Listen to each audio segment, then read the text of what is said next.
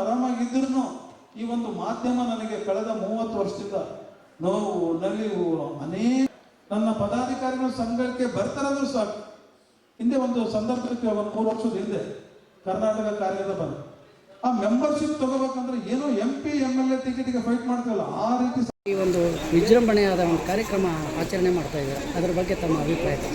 ವಿಶೇಷವಾಗಿ ಕರ್ನಾಟಕ ರಾಜ್ಯ ಧಾರ್ಮಿಕ ಮತ್ತು ದೇವಸ್ಥಾನಗಳ ವಿಭಾಗದ ವತಿಯಿಂದ ನಮ್ಮ ಪತ್ರಿಕಾ ಇದು 3ನೇ ವಾರ್ಷಿಕೋತ್ಸವಕ್ಕೆ ಶುಭಾಶಯಗಳನ್ನು ಕೊಡ್ತಾ, ಮತ್ತು ನಮ್ಮ ಆತ್ಮೀಯ ಹುಬ್ಬಳ್ಳಿ ಅಧ್ಯಕ್ಷರು SS ಪಾಟೀಲ್ ಅವರಿಗೆ ಒಂದು ಶುಭ ಕೋರಬೇಕು ಅಂತ ನಾವು ಈ ದಿನ ರವೀಂದ್ರ ಕಲಾಕ್ಷೇತ್ರಕ್ಕೆ ಬಂದಿದ್ವಿ. ಅವರು ಬೆಂಗಳೂರಿಗೆ ಬಂದಿದ್ದಾರೆ. ನಮ್ಮ ಧಾರ್ಮಿಕ ದೇವಸ್ಥಾನಗಳ ವಿಭಾಗದಿಂದ ತಮಗೆ ತುಂಬ ಹೃದಯದ ಧನ್ಯವಾದಗಳು. ಮತ್ತು ನಮ್ಮ ಜಿಲ್ಲಾಧ್ಯಕ್ಷರ ಮುಖಾಂತರ ಮತ್ತು ಈ ಕಾರ್ಯಕ್ರಮದ ಬಗ್ಗೆ ಒಂದು ಮಾತಾಡಿದ್ವಿ.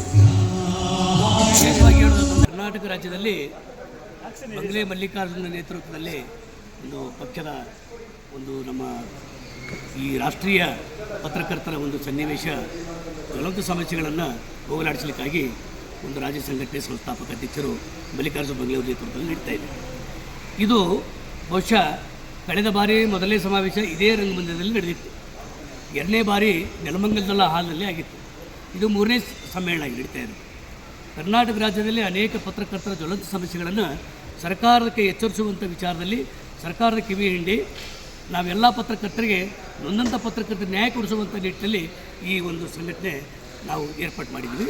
ಇಡೀ ಕರ್ನಾಟಕ ರಾಜ್ಯದಲ್ಲಿ ಈ ಹಿಂದೆ ಹಳೆ ಸಂಘಟನೆ ಇತ್ತಲ್ಲ, ಅದನ್ನು ಮೀರಿ 2 ಪಟ್ಟು ಶಕ್ತಿಯುತವಾಗಿ ಇವತ್ತು ನಮ್ಮ ಸಂಘಟನೆ ಭಾಳ ದೊಡ್ಡ ಪ್ರಮಾಣದಲ್ಲಿ 3,000ಕ್ಕಿಂತಲೂ ಹೆಚ್ಚು ಸದಸ್ಯರು ಇವತ್ತು ನಮ್ಮ ಕೇವಲ 2.5 ವರ್ಷದಲ್ಲಿ ಸದಸ್ಯರಾಗಿದ್ದಾರೆ.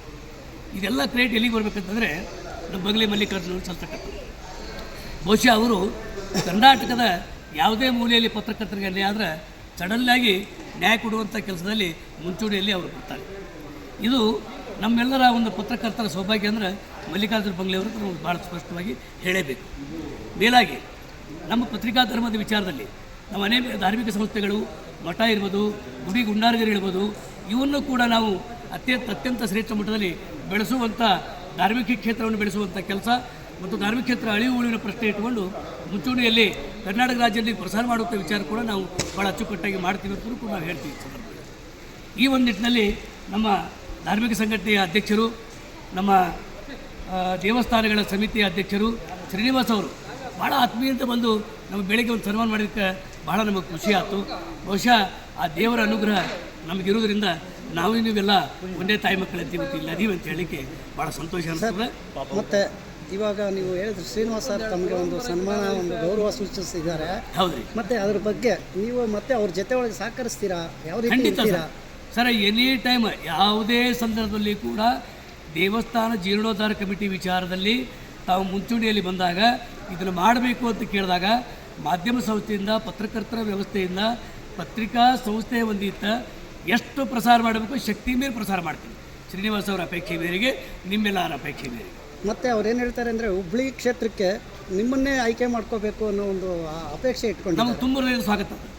ಅವರಿಗೆ ಸದಾ ಚಿರಋಣಿ ನಾವು. ಅದಕ್ಕೆ ಯಾವತ್ತೂ ಕೂಡ ನಾವು ಏನೋ ಒಂದು ನಮ್ಮ ಸೌಭಾಗ್ಯ ಅಂತ ನಾವು ತಿಳ್ಕೊತೀವಿ. ಧನ್ಯವಾದಗಳು ಸರ್. Thank you sir. ಇನ್ನೊಂದು ವಿಶೇಷ ಏನಂದರೆ, ಇವತ್ತು ವಿಶೇಷ ದಿನ ಅಂತ ಹೇಳೋಕ್ಕೆ ಇಷ್ಟಪಡ್ತೀನಿ. ಏನಕ್ಕೆ ಅಂದರೆ ನಮಗೆ ಹುಬ್ಬಳ್ಳಿ ಭಾಗದಲ್ಲಿ ನಮ್ಮ ಡಾಕ್ಟರ್ ಮೆಣಸಿಗೆ ಅಂತ ಆಯುರ್ವೇದಿಕ್ ಇದೆಲ್ಲ ಮಾಡ್ತಾರೆ ವೈದ್ಯರವರು, ನಮ್ಮ ತುಂಬ ಆತ್ಮೀಯ ಸ್ನೇಹಿತರು. ಈಗ ಅಲ್ಲಿ ಅವ್ರ ಮುಖಾಂತರ ಮತ್ತು ನಮ್ಮ ಧಾರ್ಮಿಕ ವಿಭಾಗದ ವತಿಯಿಂದ ಮೊದಲೇ ಒಂದು ಘೋಷಣೆ ಮಾಡ್ತಾಯಿದ್ದೀವಿ, ಹುಬ್ಬಳ್ಳಿ ಭಾಗಕ್ಕೆ ಜಿಲ್ಲಾಧ್ಯಕ್ಷರಾಗಿ ತಗೋತಾ ಇದ್ದೀವಿ ಅಂತ. ಇಡೀ ಹುಬ್ಬಳ್ಳಿಲಿ ನಿಮ್ಮ ಪೂರ್ಣ ಸಹಕಾರ ಮತ್ತು ಆ ಅಕ್ಕಪಕ್ಕಕ್ಕೂ ಪೂರ್ಣ ಸಹಕಾರ ಕೊಡಬೇಕು ಅಂತ ಕೇಳ್ಕೊತಾ. ಖಂಡಿತ ಸ್ವಾಗತ. ನಿಮ್ಮೆಲ್ಲರಿಗೆ ಶರಣಾರ್ಥಿ. Okay sir.